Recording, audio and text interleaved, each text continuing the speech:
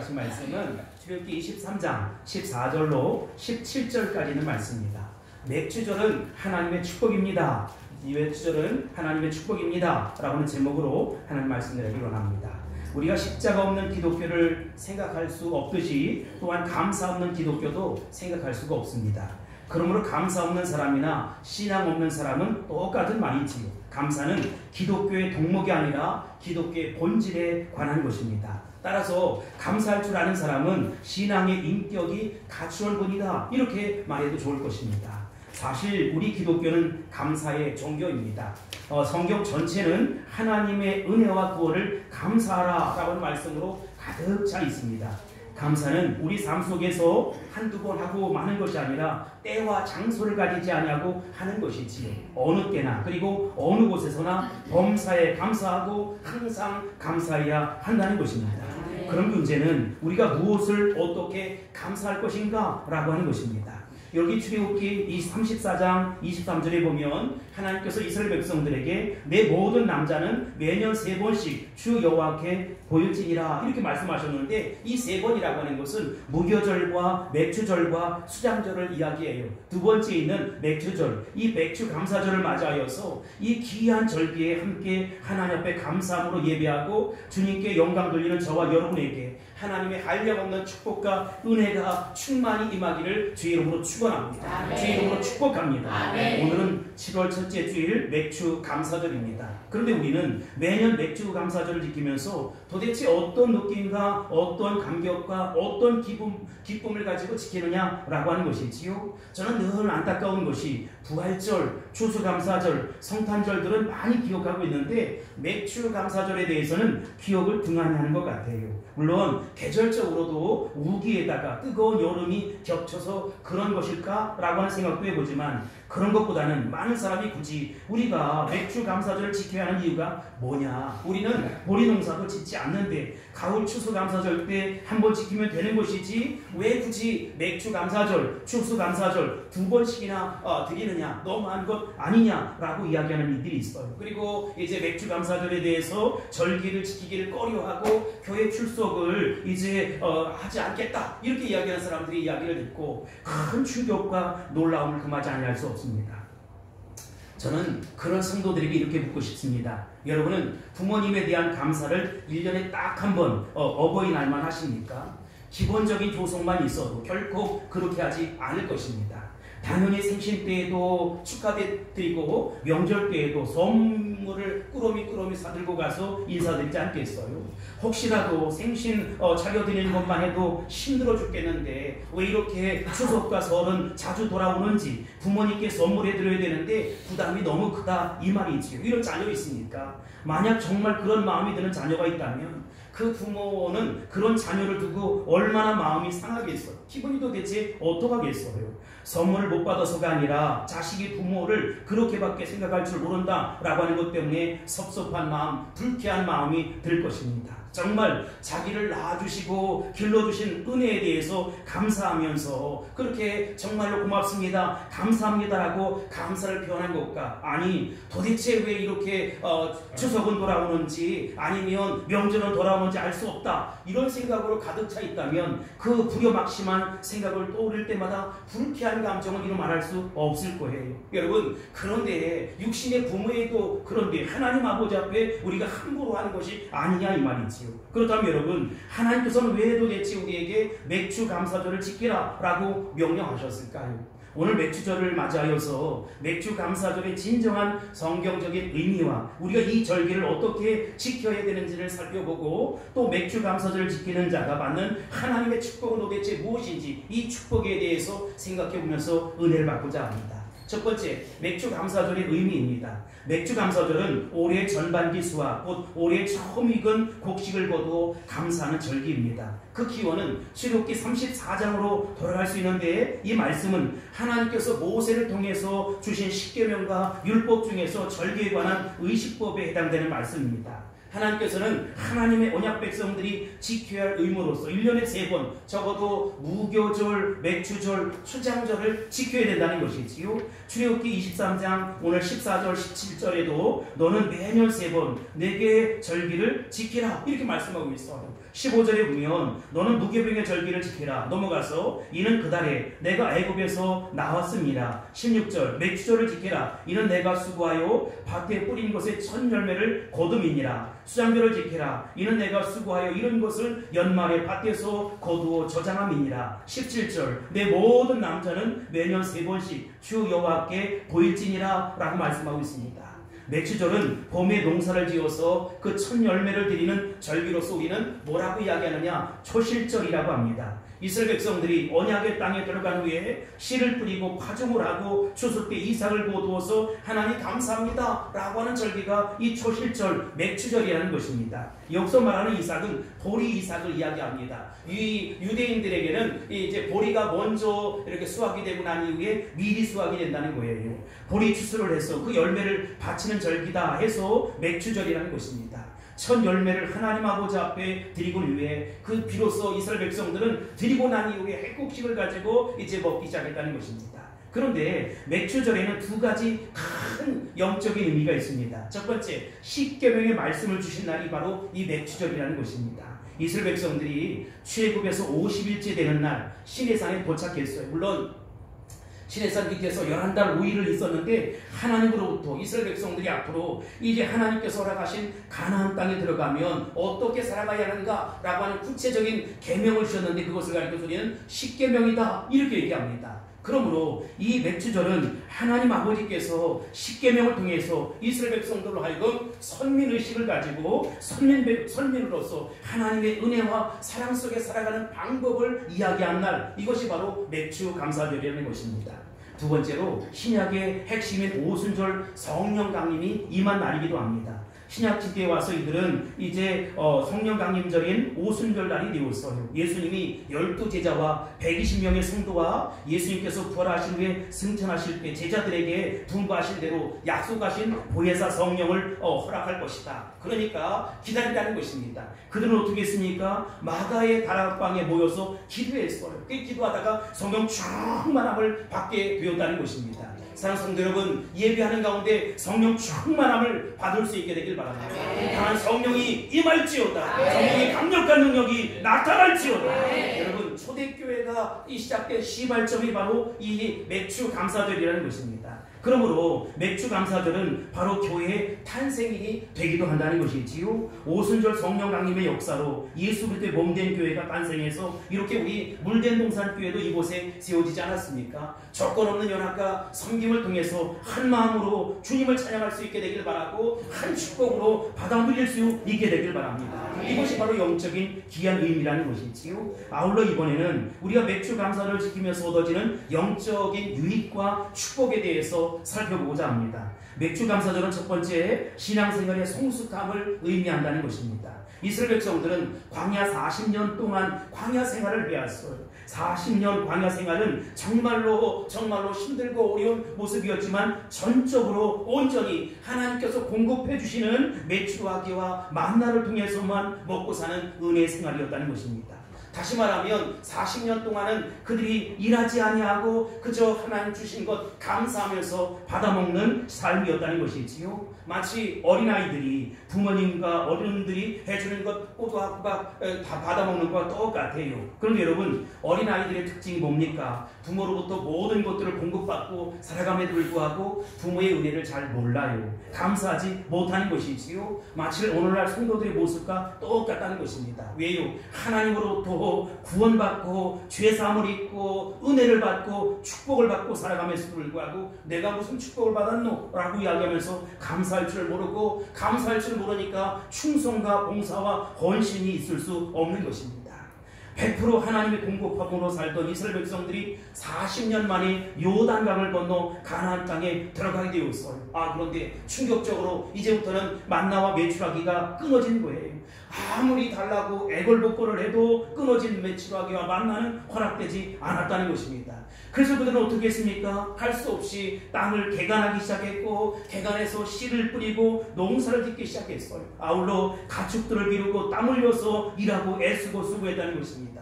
그래서 가을이 되자 그 첫 열매를 거두었다는 것이지요. 그래서 이스라엘 백성들은 첫 수확의 기쁨을 하나님 앞에 온전히 돌리며 영광 돌리게 되었다. 기쁨의 예배를 드리게 되었다. 이것이 바로 맥주 감사절의 첫 번째 모습이라는 것입니다.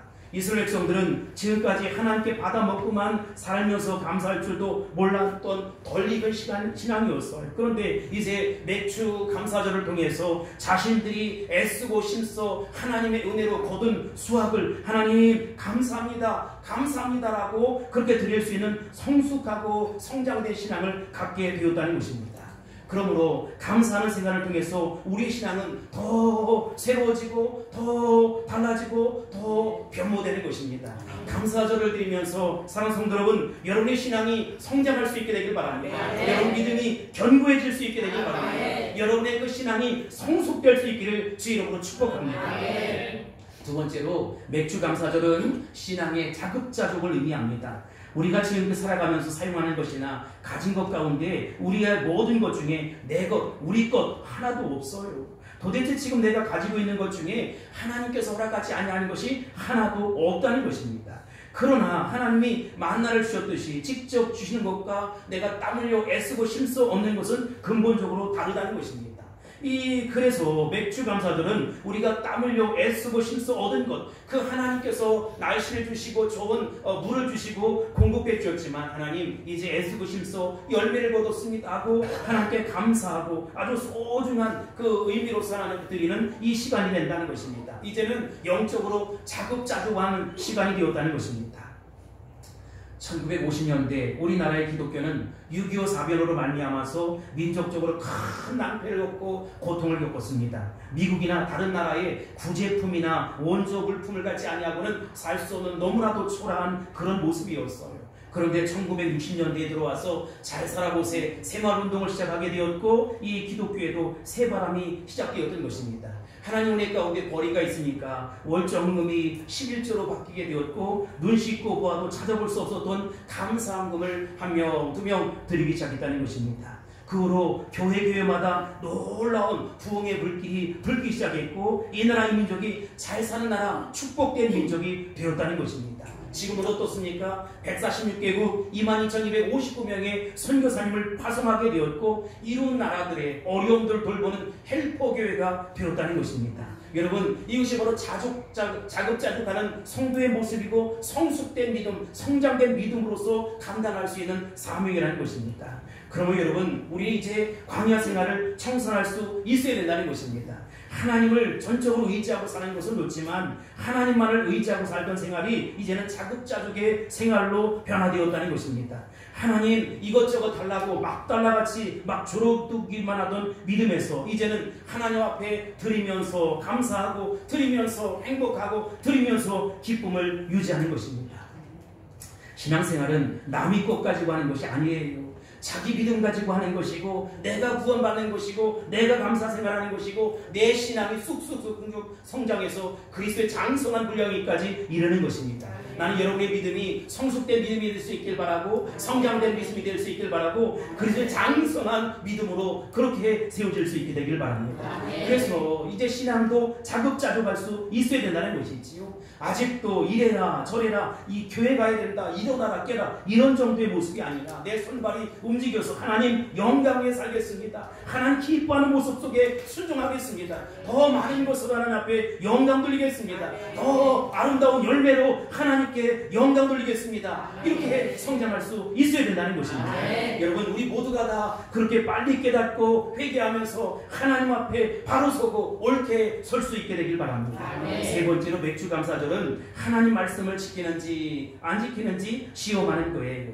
하나님은 광야 생활을 통해서 이스라엘 백성들에게 시내산에 왔을 때에 율법을 허락해 주셨잖아요. 그런데 하나님 말씀과 계명은 듣기만 하라고 주신 것이 아니라는 것입니다. 듣고 어떻게 해요? 행하라는 것입니다.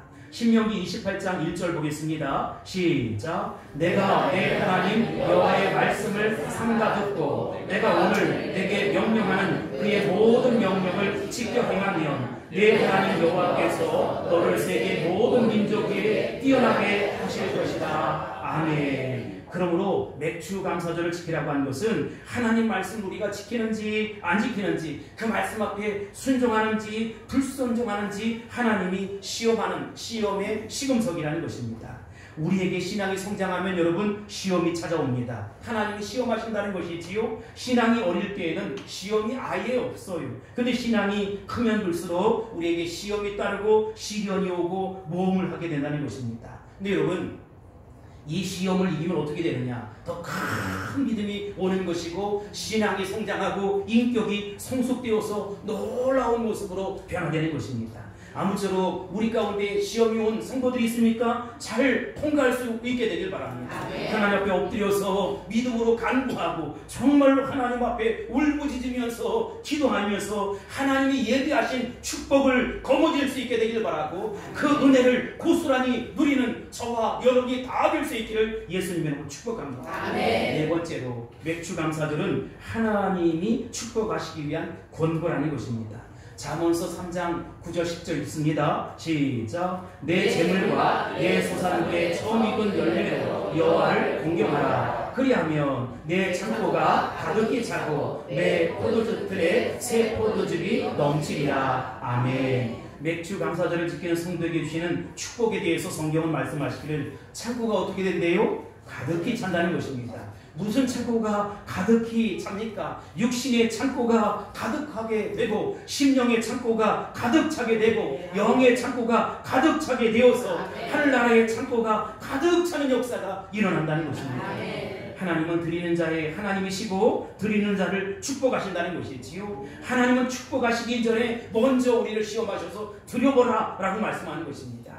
제단에 재물이 빈약하면 축복의 비가 내리지 않는다는 것이지요. 여기 열왕기상 18장 30절 이하의 말씀에 보면 엘리야 선지자가 어디 가서 기도합니까? 갈멜산상에 올라가서 기도해요. 바알과 아세라 목상을 섬기는 우상들과 그 선지자들과 850대 1 영적인 대결을 한다는 것이지요. 송아지를 번제로 드렸습니다. 그리고 3년 반 동안 계속된 가뭄에도 그 귀한 물을 어떻게 합니까? 12통이나 어디서 떠갔어요. 풍성하게 드렸어요. 그랬더니 어떤 역사가 일어났습니까? 하늘에서 불이 떨어지게 되었다는 것입니다. 여러분, 여러분의 삶 속에서도 성령의 강력한 불이 임하기를 주의 이름으로 축원합니다. 성령의 강력한 불이 응답되기를 주의 이름으로 축복합니다. 엘리야의 기도가 하나님 앞에 상달된 것입니다. 엘리야의 하나님은 나의 하나님이십니다. 엘리야의 기도에 응답하신 하나님은 나의 기도에도 응답해 주신다는 것입니다. 지난 3년 반 동안 피 한 방울 도 내리지 않았지만, 이슬조차도 내리지 않았지만 하늘 문이 열려서 비가 쏟아지게 되었다는 것입니다. 내 삶 속에 목사님 아무 열매도 없습니다. 괜찮습니다. 여러분, 이제 열리게 될 것입니다. 하늘 문이 열리게 될 것입니다. 축복의 문이 열리게 될 것입니다. 이와 같은 축복이 나타날지어다. 이와 같은 은혜가 임할지어다. 할렐루야. 잠언서 8장 17절을 보세요. 시작. 나를 사랑하는 자들이 나의 사랑을 입으며 나를 간절히 찾는 자가 나를 만날 것이니라. 아멘. 하나님께서 그저 받기만 하던 이스라엘 민족에게 자원해서 드리라 라고 하는 것은 이스라엘 민족을 축복하시기 위함이라는 것입니다. 더 좋은 것으로 채워주시기 위함이라는 것입니다. 더 풍성한 것으로 내려주시기 위함이라는 것입니다. 하나님이 없어서 나에게 달라는 것이 아니라는 것이지요. 누가복음 6장 38절 읽겠습니다. 시작. 주라, 그리하면 너희에게 줄 것이니 곧 후이되어 누르고 흔들어 넘치도록 하여 너희에게 안겨주리라. 아멘. 사랑하는 성도 여러분, 하나님이 드리라고 하는 것은 우리를 주시기 위함인데 어떻게 줘요? 후이되어 누르고 흔들어 넘치도록 축복해 주신다는 것입니다. 우리 동네에 밤 장사가 와서 밤 사요 해서 밤을 주는데 보니까 동네 아주머니들이 밤을 사러 나왔는데 밤을 꾹꾹 눌러주더라고요. 근데 저 사기다 이런 생각이 들더라고요. 여러분, 밤이 누른다고 들어갑니까? 그런데 저도 정직한 분이라는 거예요. 마음이 부하다는 거예요. 이처럼 하나님은 여러분 사기치는 분이 아니라는 것이지요. 주라, 그리하면 너에게 줄 것인데 후이되어 누르고 흔들어 넘치도록 너희에게 안겨주리라. 이와 같은 일을 경험하고 체험할 수 있게 되길 바랍니다. 두 번째, 맥추절은 하나님의 명령이라는 것이지요. 본문 16절 말씀에 보면 하나님께서 이스라엘 백성들에게 명령하시기를 맥추절을 지키라 라고 하셨어요. 명령은 누가 합니까? 윗사람이 아랫사람에게 해요. 또 명령은 반드시 시행하는 것입니다. 그 명령이 내게 부당해요. 이치에 맞질 않아요. 사리에 맞질 않아요. 어떻게 저럴 수가 있지? 그래도 그 명령 앞에 순종하는 것입니다. 전쟁터에서 상관이 권력 앞으로 라고 했는데 비오도 총알이 막 쏟아져요. 그런데 만약에 가지 않으면 어떻게 했습니까? 그 상관은 명령 불복종죄로 즉결 처벌을 한다는 것입니다. 오늘날 일부 교회에서 맥주 감사절의 무용론을 주장하기도 합니다. 그러나 우리 물대동산교회 성도들은 하나님께서 나에게 복 주시기 위함이다 확신할 수 있게 되기를 바랍니다. 하나님의 은총이 입혀집니다. 주의 평강이 나타나게 됩니다. 하나님의 축복이 임하게 됩니다. 마지막 세 번째로 맥주절을 지키는 방법, 이 절기의 영성에 대해서 이야기하고 싶어요. 첫 번째 전열배는 하나님의 것임을 깨닫는 절기를 지켜야 한다는 것입니다. 출애굽기 13장 2절 봅시다. 시작. 이스라엘 자손 중에서 사람이나 짐승을 막론하고 태에서 처음 난 모든 것은 다 거룩히 구별하여 내게 돌리라. 이는 내 것이니라 하시니라. 아멘. 첫 열매는 가장 소중한 것입니다. 신약성경에 바울사도가 첫 열매를 말할 때 아파르케라고 하는 단어를 사용했어요. 이게 성경의 첫 열매라고 하는 것이 계속해서 창세기서부터 요한계시록까지 강조된다는 것이지요. 가인과 아벨이 제사를 드렸어요. 하나님 앞에 가인도 제사를 드리고 아벨도 제사를 드렸는데 하나님이 아벨의 제사를 받으셨어요. 이유가 뭡니까? 양의 첫 새끼를 드렸기 때문이라는 것입니다. 심지어 하나님 앞에 드림의 중요성을 강조하는 잠언에도 보면 처음 것을 드리는 소중한 마음을 하나님이 받아 주시겠다는 것입니다. 그리고 부족함이 없도록 채워 주시겠다는 것이지요. 잠언서 3장 9절입니다. 시작. 내 재물과 내 소산물의 처음 익은 열매로 여호와를 공경하라. 아멘. 여러분, 모든 소유물이나 시간과 삶 전체도 처음의 것, 제일 좋은 것, 하나님의 것으로 그렇게 인정하고 살아갈 수 있게 되길 바랍니다.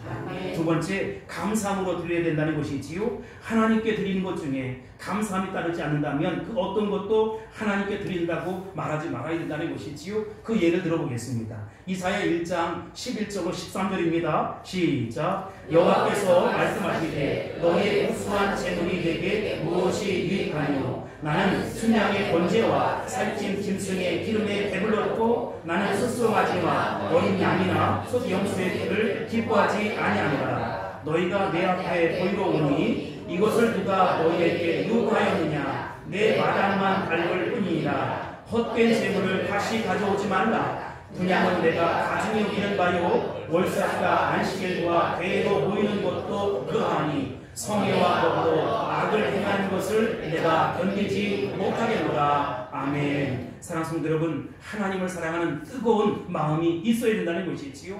이 뜨거운 마음 없이 그저 형식과 외식에 끌려서 억지로 드릴 때는 나에게도 아무 유익이 없다는 것입니다. 실제로 사도행전 5장에 보면 아나니아와 삽비라가 거액의 헌금을 하나님께 하고도 하나님의 진노를 받았어요. 그러나 마가복음 12장 41절 이하에 보면 한 가난한 과부가 등장합니다. 아주 적은 우리로 얘기하면 20원 정도 되는 두렙돈, 이 두 입에 그 헌금을 했어요. 그런데 이상하게 예수님께서 그 헌금을 받으시고 칭찬하시고 축복해 주셨습니다. 그러면 그 차이가 뭘까? 여러분, 그 하나님 앞에 감사하는 뜨거운 마음으로 드렸고 자원하는 마음으로 드렸다는 것입니다. 특별히 맥추감사절은 감사의 절기입니다. 이스라엘 백성들이 애굽에서 나와서 젖과 꿀이 흐르는 가나안 땅에 들어가게 된 것에 감사해서 이제는 메추라기와 만나기와 더 이상 오지 않았지만 그 은혜에 감사해서 하나님 애쓰고 힘써 그 은혜 열매 주신 것에 감사해서 드립니다 라고 하는 것이지요. 우리는 이 죄악된 세상에서 예수 보혈의 능력으로 말미암아 구원받은 하나님의 자녀가 되었습니다. 천사도 흠말 만한 귀한 사명을 허락해 주셨습니다. 우리는 저 지옥을 향해 달려가는 인생들이 아니라 영원한 새 하늘과 새 땅 천국을 소망하며 살아가는 영의 백성들이라는 것입니다. 그래서 마땅히 이 땅에서의 삶이 어쨌든 하나님께 감사하는 것이 마땅한 것입니다. 별빛 보고 감사하면 달빛 주시고, 달빛 보고 감사하면 햇빛 주시고, 햇빛 보고 감사하면 의의 태양이신 예수님을 허락해 주셔서 우리 인생의 축복뿐만 아니라 영적인 복을 누리고 천국을 소망하며 살게 하신다는 것입니다. 여기 본문 15절 하반절 말씀에 보면 빈손으로 내 앞에 나오지 말지니라 라고 했습니다. 정성 가득히 담아서 하나님께 드릴 수 있게 되길 바랍니다. 나의 믿음을 표현하고 나의 신앙을 표현하고 사랑을 표현할 수 있게 되길 바랍니다. 세 번째로 감사에는 항상 희생이 있어야 된다는 것이지요. 아까 말씀드렸던 왜 예수님은 부자가 많이 들은 것은 거절하고 가난한 과부가 드렸던 것을 칭찬하셨을까요? 그 속에는 이 희생이 깃들어져 있었다는 것입니다. 사실 이 가난한 과부에게는 이 두랩돈이 생활비 전부였어요. 그것 드리고 나면 지금 앞으로 어떻게 살아가야 될까? 막막한 것이지요. 굶고 살아갈지도 모른다는 것입니다. 과부가 두랩돈을 헌금한 것은 액수로 보면 너무나 미미한 것이고 작은 것이지만 정신적으로는 가장 풍성한 것이고 가장 큰 헌신이었다는 것입니다. 그 여인은 돈으로 헌금한 것이 아니라 마음을 다해 헌신했고 중심을 다해 헌신했고 희생의 마음이 있었던 것입니다. 많은 것 중에 절반을 드린 것보다 작은 것 중에 전부를 드리는 희생이 필요한 것이지요. 열왕기상 17장에 보면 사로밭 과부가 등장해요. 그런데 먹을 것이 없어요. 비가 오질 않아요. 정말로 죽게 생겼어요. 그 아들과 이제 이것 먹고 죽으려고 준비를 했는데 이제 엘리야 선지자가 다가온 것 아니겠습니까? 거기 물 한 컵, 밀가루 조금, 기름 몇 방울 남아 있었는데 이것을 어떻게 합니까? 이래 죽든 저래 죽든 죽게 생겼으니까 이 주의 종을 섬기겠다는 거예요. 여러분, 그 헌신이 있었을 때 정말 인생 대박이 났고 쪽박 같은 인생이 대박 터지는 놀라운 역사가 있었다는 것입니다. 하나님 우리에게 요구하는 것은 우리에게 또 풍성히 주시기 위함이라는 것입니다. 적은 물질 정성을 다해 드렸는데 하나님께서 넘치는 것으로 채워주시고 부어주신다는 것입니다. 이와 같은 은혜를 경험할 수 있게 되길 바랍니다. 이와 같은 기적을 체험할 수 있게 되기를 주의 이름으로 축복합니다. 할렐루야. 네 번째로 감사에는 믿음과 모험이 있어야 한다는 것이지요. 하나님은 믿음대로 이루어 주십니다. 내 믿음대로 될지어다. 내 믿음이 너를 구원하였느니라. 믿음이라고 하는 것은 항상 모험이 따라요. 이렇게 할까 저렇게 할까 망설여진다는 것이지요. 이렇게 할까 저렇게 할까 망설이지 마세요. 예수 방향으로, 믿음 방향으로, 말씀 방향으로, 은혜 방향으로 결정할 수 있게 되길 바랍니다. 큰 믿음을 발휘할 수 있게 되길 바랍니다. 큰 믿음 속에 역사가 일어나는 것입니다. 기적이 상식되는 것입니다. 놀라운 하나님 나라가 이루어지는 것입니다. 성경에도 보면 수많은 믿음의 사람들이 있었어요. 구약 성경에 모세가 있었고 다윗이 있었고 솔로몬이 있었습니다. 신약 성경에 바울이 있었고 베드로가 있었어요. 그런데 그들은 한결같이 모험적인 신앙을 했다는 것입니다. 이렇게 할까 저렇게 할까 안절부절 망설이지 아니하고 믿음으로 나가서 믿음으로 갔어요. 12회를 혈루증으로 앓던 여인이 있습니다. 유세비우스라고 하는 교부에 의하면 이 사람은 자궁암에 걸렸다는 거예요. 근데 이 자궁암에 걸려서 쩔쩔매는 그 순간 많은 의사를 찾았지만 고쳐지질 않아요. 많은 사람들에게 기도를 받았지만 낫지를 않는 것이지요. 그래서 유일한 입세 마지막 희망 같은 누구에게 옵니까? 예수님께 왔어요. 이것은 엄청난 모험이었어요. 근데 여러분 그 영혼이 구원받게 되었다는 것입니다. 그 육신이 치료받게 되었다는 것입니다. 예수 앞에 오셔야 합니다. 예수 앞에 이 문제를 내려놓을 수 있어야 된다는 것입니다. 키 작은 삭개오가 예수님 보겠다고 정말로 길거리에 나섰는데 너무 사람들이 많은 거예요. 그래서 어디로 올라갔습니까? 뽕나무, 예전성의 뽕나무, 지금 성경에는 돌무화과 나무, 어쨌든 뽕나무로 올라갔던 무화과나무로 올라갔어요. 올라가서 보니까 예수님이 삭개오야 내려오라는 것입니다. 내 집에 오늘 내가 유하여야겠다는 것입니다. 그 삭개오는 그 문제의 근원이었던 그 모습도 해결받고 영원히 구원받았을 뿐만 아니라 온 가족이 구원받는 놀라운 역사가 있었다는 것입니다. 중풍병자를 메고 오는 사람들이 있었어요. 4명이서 그를 끌고 옵니다. 그래서 사람들이 너무 많아요. 어떻게 했습니까? 지붕을 뚫는 거예요. 그리고 지붕을 뚫고 예수님 앞으로 중풍병자를 내려놓는 것입니다. 내 믿음이 크도다, 내 믿음이 크도다. 여러분 얼마나 놀라운 모험입니까? 예수님도 그들의 믿음을 보시고 중풍병자에게 이르시되 작은 자여 내 죄사함을 받았느니라. 작은 자여 내 죄사함을 받았느니라. 영원히 구원을 받았을 뿐만 아니라 중풍병자가 벌떡 일어서는 놀라운 역사가 있었다는 것입니다. 사랑하는 성도 여러분, 우리에게도 모험적인 신앙이 필요합니다. 주님이 역사하실 것입니다. 주님이 간섭해 주실 것입니다. 주님이 책임져 주실 것입니다. 기적이 상실처럼 일어나게 될 것입니다. 믿음대로 될지어다. 내 믿음이 너를 구원하였느니라. 할렐루야. 이만한 축복 있기를 임하기를 주의 이름으로 축복합니다. 마지막 5번째, 하나님은 절기를 지킨 자에게 뭘 주십니까? 축복을 약속하셨어요. 과거 초실절을 지키던 이스라엘 백성들의 농경사회를 보세요. 여러분, 이스라엘 달력으로 니산월 14일 제 안식일이 지나고 돈이 틉니다. 새벽 여명이 밝아오기 시작해요. 나스들, 농부들과 여인들은 보리 추수를 위해서 보리밭으로 갑니다. 이제 보리 땅을 낫으로 베고 첫 열매를 거두어요. 기쁨으로 거둔 보리 땅을 성전을 가지고 오지요. 그 첫 열매를 받아든 제사장은 어떻게 합니까? 번제단 북동쪽에 서서 지성소를 향해서 이제 감사, 보리 땅을 흔들면서 하나님 감사합니다 하고 이 성도의 모습에 감사하고 찬양하며 영광을 돌리게 되었다. 이게 바로 초실절이었어요. 여러분, 또 이런 풍경을 생각해 보세요. 안식 후 이틀째 날 새벽에 보리땅 추수를 위해서 낫을 들고 기쁨으로 보리밭을 향해서 가던 여인들이 있습니다. 이 이미지를 한번 마음속에 두시고 역사가 훨씬 더 지나간 어느 날 하나님의 아들 예수님이 이 땅에 오셔서 사망 권세를 깨뜨리시고 죽음을 이기시고 부활하셨어요. 그 전에 우리의 죄를 친히 담당하시고 십자가에서 제물이 되었다는 것입니다. 십자가에 못 박혀 돌아가셨다는 것입니다. 그날이 언제냐? 안식 후 이튿날 새벽이었다는 것이지요. 몇 명의 여인들은 분이 가시질 않은 어떻게 하나님의 아들 예수님을 십자가에 매달아 죽일 수 있느냐? 그런데 그것을 모르는 사람들은 그저 이번에도 보리밭으로 달려갔어요. 그러나 이 여인들은 보리밭으로 달려갈 것이 아니라 예수님의 무덤으로 달려갔다는 것입니다. 그런데 놀라운 것은 이 부활의 주님이 그곳에서 여인들을 기다리고 있었어요. 그래서 마리아와 몇 명의 여인들은 이 새벽에 누굴 만나느냐? 주님을 만났다는 것입니다. 너무 기뻐서 마리아는 이 예루살렘으로 혹은 갈릴리로 가서 사람들에게 예수님이 부활하셨습니다. 예수님이 부활하셨습니다. 이 놀라운 사건을 증언하기 시작했어요. 바울 사도도 보면 고린도전서 15장 20절에서 이렇게 고백합니다. 시작. 그러나 이제 그리스도께서 죽은 자 가운데에서 다시 살아나사 잠자는 자들의 첫 열매가 되셨도다. 아멘. 예수님께서 잠자는 자들이 뭐가 됐대요? 첫 열매가 되셨다는 것이지요. 죽음을 이기시고 사망을 깨뜨리시고 부활의 생명을 보여주신 그분이 누구냐? 바로 첫 열매 예수 그리스도라는 것입니다. 봄이 되면 마침 죽은 것 같은 아주 겨울이 너무 매섭고 힘들어서 다 죽어갔던 그런 생명들이 새싹이 돋기 시작, 움이 트고 이 땅을 뚫고 나오기 시작합니다. 그 중에 첫 열매를 거뒀을 때 사람들은 어떻게 합니까? 제사장에게 드리고 그는 그 첫 열매를 하나님에 바치면서 영광 돌리는 것이지요.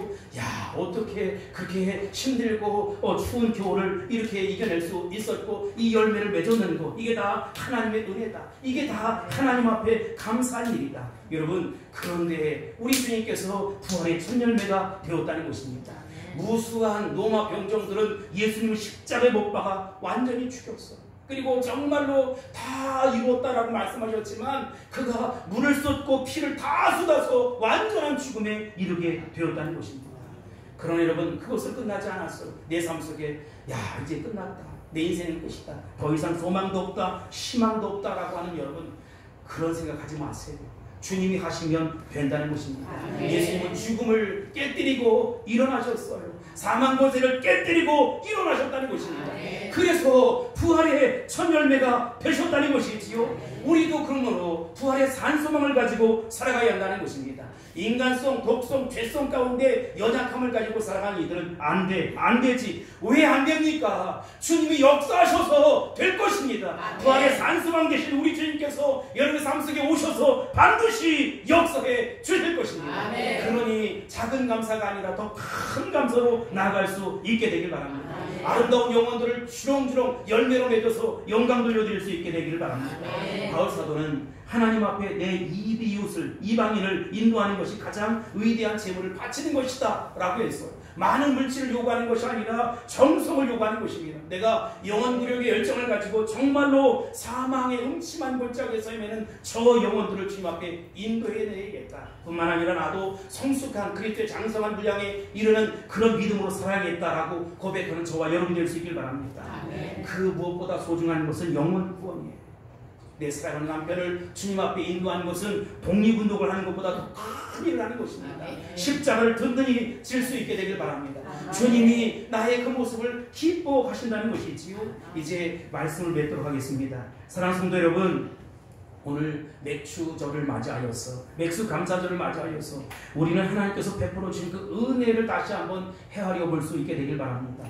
도대체 나에게 어떤 것을 주셨는지, 지금까지 나에게 어떤 것을 맡겼는지, 그런데 물고 그냥 다 지나가다니요. 여러분, 흔적을 보여주신 것입니다. 주님께서 전에 이렇게 놀랍게 역사해 주셨던 것처럼 내 삶 속에 더 놀라운 것으로 채워주시고, 아멘입니까? 부어주시고 함께 해주시고 놀랍도록 허락해 주실 것입니다. 그것을 믿음으로 기다릴 수 있게 되길 바랍니다. 하나님께 영광 돌리는 저와 여러분이 다 될 수 있기를 주 이름으로 축원합니다. 우리가 믿음으로 살아가면 하나님께서 약속하신 하늘의 신령한 복을 허락해 주실 것입니다. 이 땅의 기름진 복도 허락해 주실 것입니다. 건강의 복도 허락해 주실 것입니다. 자손 천대까지 받아들이는 놀라운 축복을 쏟아 부어주실 것입니다. 이와 같은 은혜가 있을지어다, 나타날지어다. 이제는 우리가 그 하나님이 예비하신 축복을 누릴 차례입니다. 여러분, 그 축복을 놀랍게 간증하고 그 축복을 놀랍게 감사하며 살아가는 저 여러분이 다 될 수 있기를 예수님으로 축복합니다. 축원합니다. 할렐루야. 기도하겠습니다. 고마우신 아버지 하나님, 감사합니다. 나를 구원하신 주님의 은혜 감사한데, 또 신령한 복, 또 육적인 복, 영적인 복, 이 땅에서의 정신적인 복도 허락해 주시고, 하늘의 신령한 복, 땅의 기름진 복, 강권의 복도 허락해 주시니 감사합니다. 천대까지 누리는 놀라운 축복을 헤아리며 살아갈 수 있도록 축복하여 주옵소서. 예비하신 축복을 거머쥐는 우리 모두가 될 수 있도록 축복해 주시길 소원하며, 사랑하신 예수님의 이름으로 간절히 기도하옵나이다. 아멘.